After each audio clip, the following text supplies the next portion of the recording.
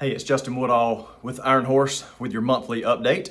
Want to just kind of share with you what we're seeing in the market and what's going on with both the rental market and the sales market in Athens. So we've started here recently getting more inquiries from what could be home sellers. They've had their house on the market for a little while and either it just hasn't sold or maybe they're not selling for the price that they would like to sell it for. And they're thinking, hey, maybe we should just rent this thing out for 1 year and then try to put it back on the market next summer. So I want to talk through that as a strategy. Is that a good idea? And just give you some points to think through if that's where you find yourself.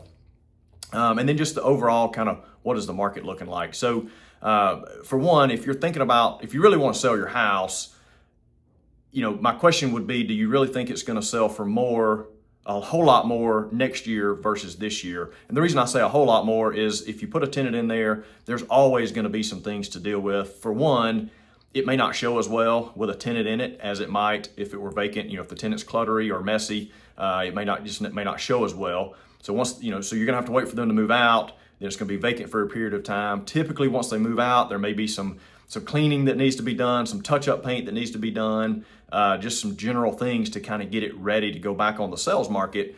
So my only question, and we're having these conversations as we get these inquiries, but do you want to only rent it for a year to end up selling it for the same thing or close to the same thing that it could have sold for this year? Of course, we don't know what the market's going to look like a year from now. If rates go down, I think we'll see prices rise again.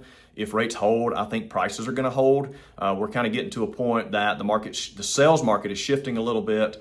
We're seeing homes sit for a little bit longer. The buyer demand is not quite what it was. And you got to remember, we're coming out of the hottest market I've ever seen in over 20 years during the COVID market. So that was super hot, multiple offers, everything selling above list, prices skyrocketed. We're coming off of that.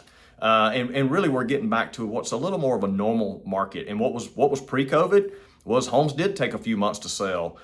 You did have competition, and if you sat for a few weeks or a few months, you're probably going to get an offer that's less than list price. And you may have to negotiate a little bit. You may have to do some repairs. And so during COVID, we didn't have to do any of that. But now getting back to a normal market, it does take a little longer to sell homes. And there is some negotiation that probably needs to take place. So, that is kind of the state of the market. So if again, depending on what these rates do, if the market kind of stays flat, which is kind of what we're seeing, prices aren't falling, but they're certainly not rising like they were. So in a year from now, if it's worth about the same thing it is now, is it worth, and maybe it is for you, but that's something you need to ponder and think about. Is it worth renting it for a year? You've got a little bit of principal pay down, you got some income coming in, and then selling it, but there is going to be an expense once you get the tenant out and get ready to sell it. So it may be that you say, hey, let me just plan on keeping this thing for 3 or 4 or 5 years as a rental and then selling it. And by that point, you've paid a lot of debt down and you've kind of maximized, you've kind of gotten a little more juice from that squeeze of renting it. So just something to ponder there. And then as far as the rental market update, even that, we're seeing, if you just ride through Athens, you've seen a lot of new apartments built. You're seeing new build-to-rent communities. We've just seen an influx of rental housing units available. And you may have a single family house. That's not direct competition to apartments, but it still attracts renters.